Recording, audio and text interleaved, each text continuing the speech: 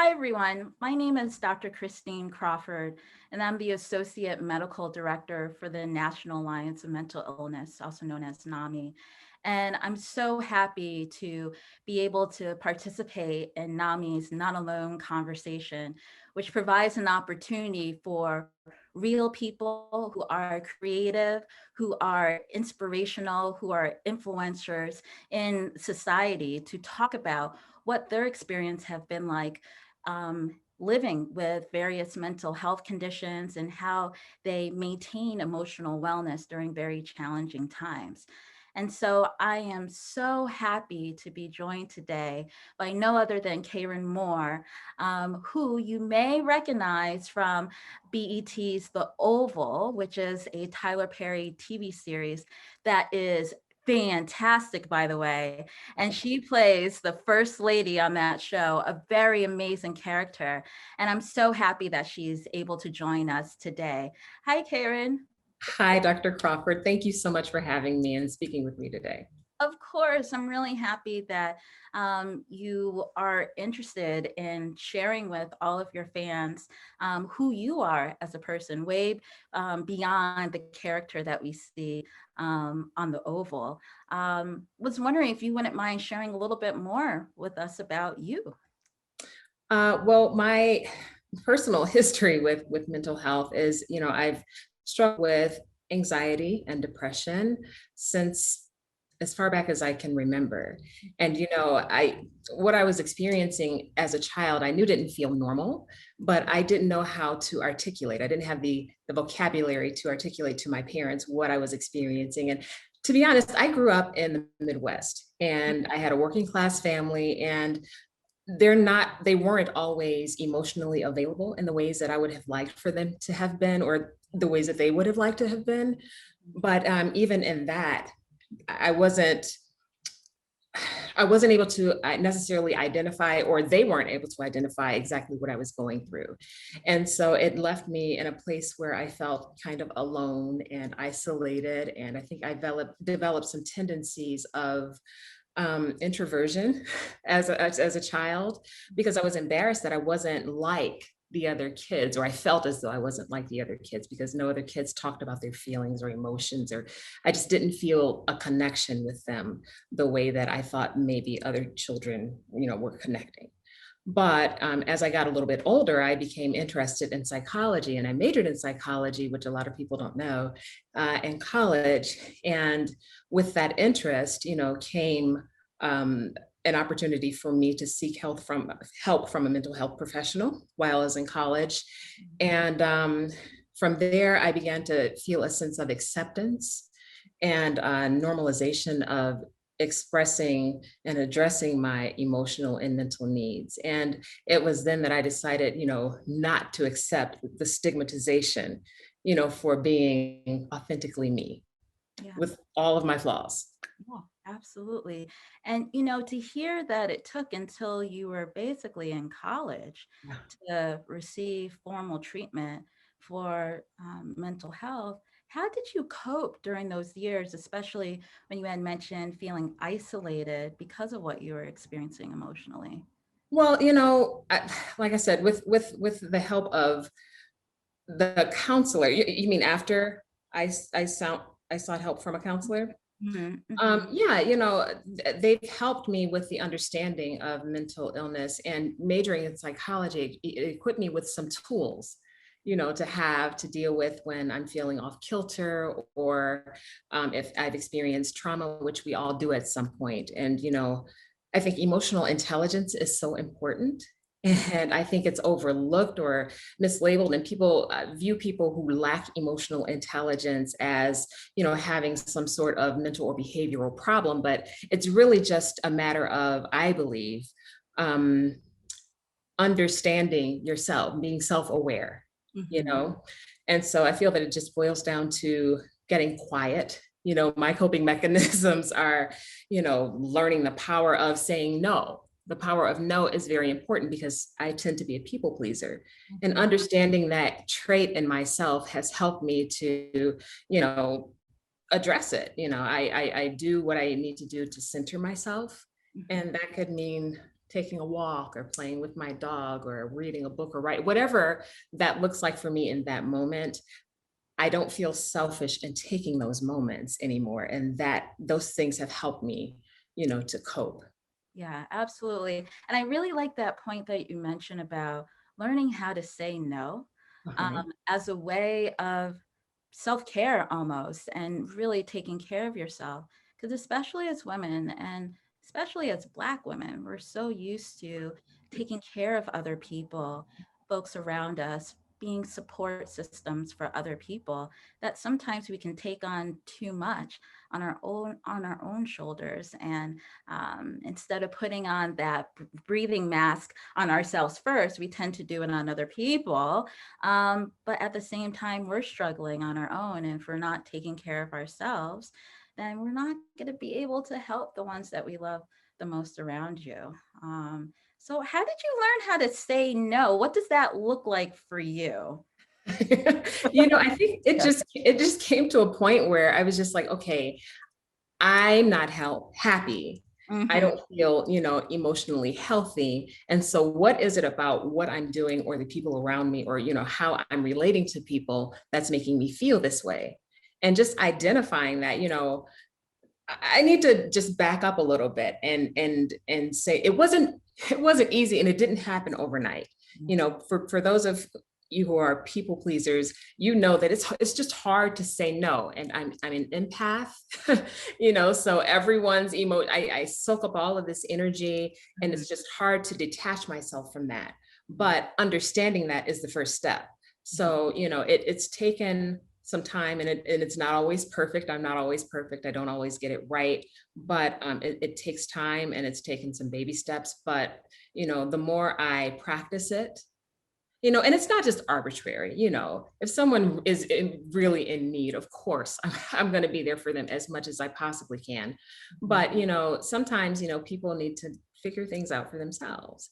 And it's okay just to step away and say, I'm going to give myself some distance between myself and this situation. And there's nothing wrong with that, you know? So Exactly. it's like I said, it takes time and I don't always get it right, but it feels good when I choose myself. Right, right. And you could still be a great friend, a great family member, and create a sense of boundaries around what it is you're willing to talk to people about, what you're willing to engage in a conversation on. Because if it's not serving you in that moment and you are feeling anxious or it's triggering you in some Right. kind of way, it's okay to say, you know what, I'm going to just back away from this conversation because it's not serving me right now. And especially everything that has been happening in the world, since 2020, and all of the stress with the pandemic, the national reckoning around racism. There's just been so many different events that have happened that have been incredibly stressful. I wonder, how did it affect you and your mental health, just everything that we went through this past year? Well, like I said, I am an empath. And so being a highly sensitive person, it was emotional overload for me. Mm-hmm. And so much so that I haven't told my team this, but I'm currently on a media and social media hiatus. I'm on a little break because I just needed that break. And I don't know, um, I know that it's very well known that of what's going on, especially since the George Floyd situation, the Derek Chauvin verdict. Mm-hmm. Since March 26th, I read that I think it was like 64 people have died at the hands of those who have been charged with protecting and serving our neighborhoods. Mm-mm. That is unfathomable. It's unfathomable to me. It And is. it's overwhelming. And so, I've had to take a step back, just for my own sanity. Yeah. And, making sure that I'm okay is very important because, of what I do. And I need to be able to be there for people, who aren't as stable. And so, yeah, I've had to just take some time. And like I said, it's not selfish to do that. And I don't apologize for it. Absolutely. And just to see how emotional you got talking about hearing about all of these people who look like us, who look like our friends and family members dying unnecessarily by the hands of people who are supposed to protect and serve us has been so incredibly traumatic, not only in this year alone, but it has been for years, Mhm. for the entire lives of our family members, our ancestors. That has been our reality. And to have it be so amplified over the past year with videos of images of these people who literally look like our family Exactly. dying like this. And I think for a lot of folks, they don't realize that seeing these images are incredibly traumatic and, Yes. in fact, can elicit some symptoms that are similar to symptoms that people experience when they have PTSD, Mhm. because this is recurrent trauma for us. And so the fact that you made the conscious decision to step away from social media is an incredible example of how to cope with the trauma, the repeated trauma of being Black in America.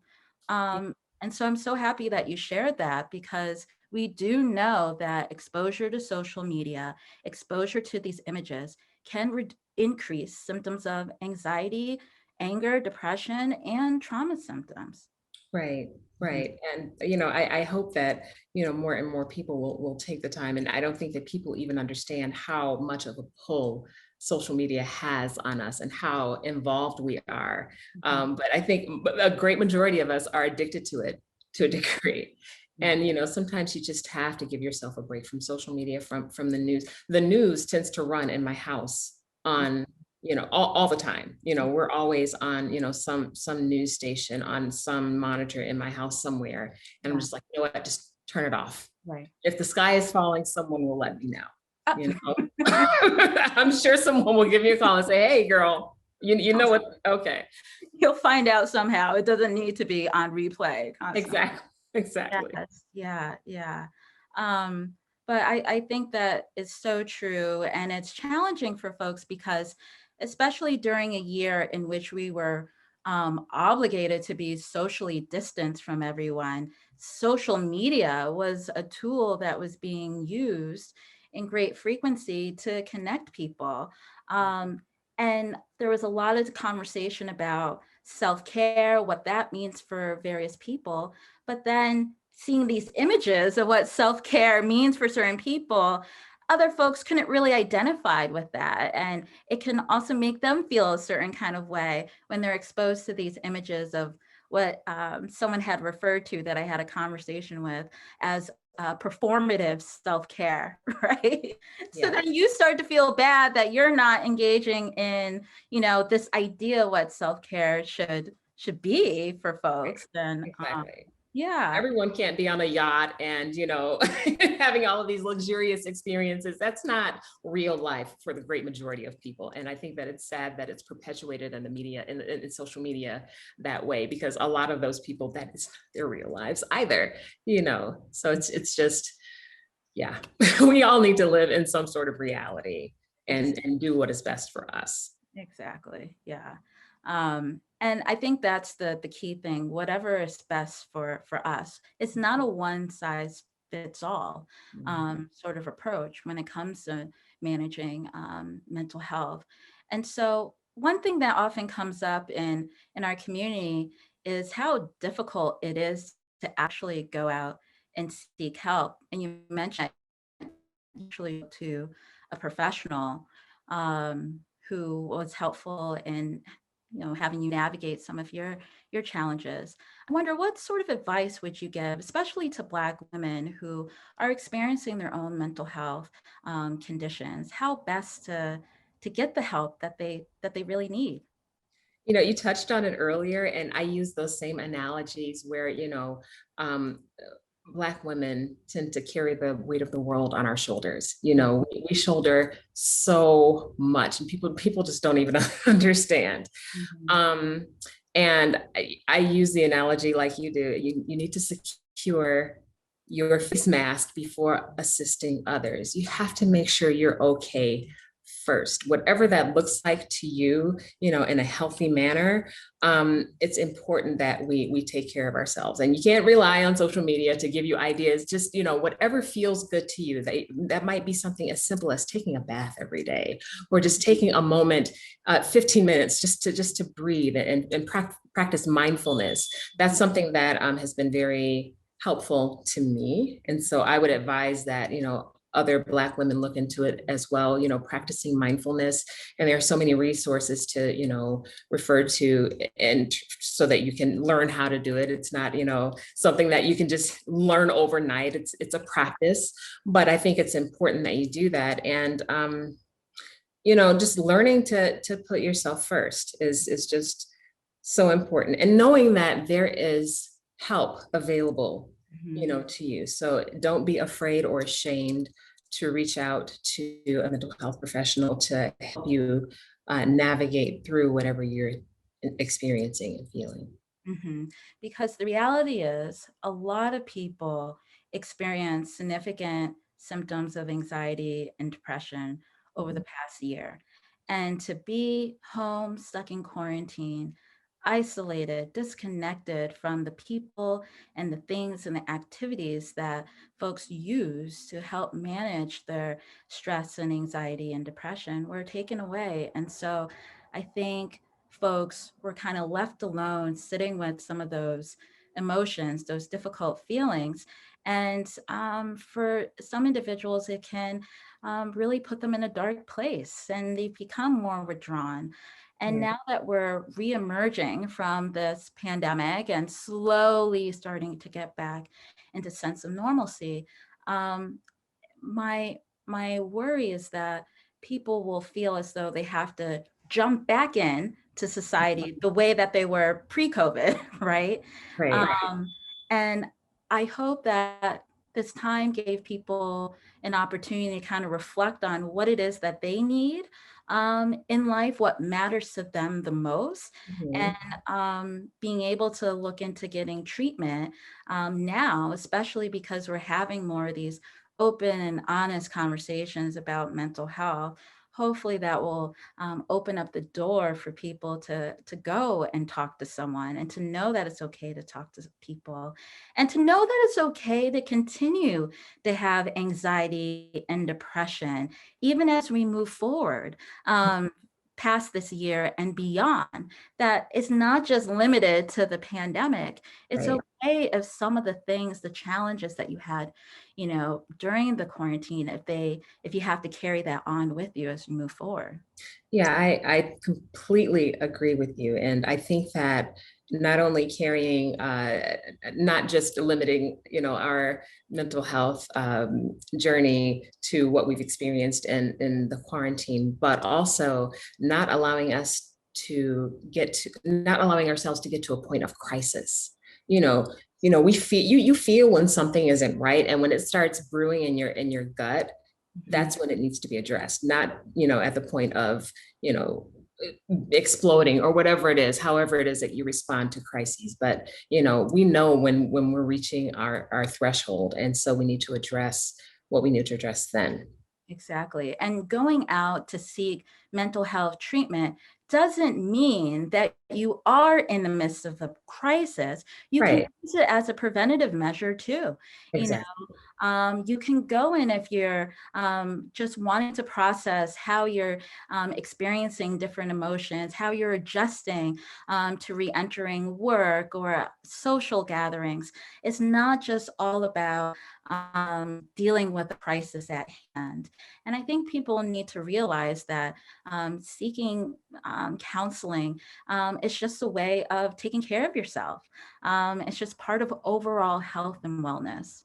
It is. It is. I mean, for me, it's no different than, sitting down with a girlfriend over a glass of wine and just, sharing Mhm. and, like you said, processing through whatever it is. And every now and then I do a check-in whether it doesn't matter what I'm feeling like, whether I'm up or down or somewhere in between, I do a check-in with my mental health professional just because that is what works for me. And sometimes, that's very helpful in something that may happen in the future or addressing something that I didn't even know that I was necessarily dealing with, but it's just been underlying. So, there's nothing wrong with that.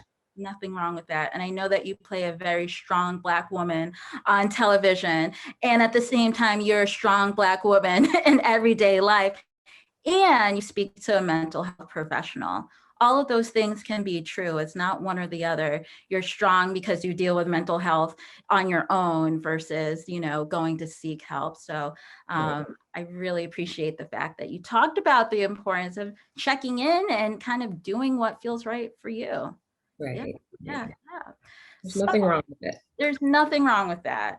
And so one thing that I'm so curious to hear from you, and it's been such a pleasure talking to you and just hearing about your experience navigating mental health and how it is that you cope with mental health.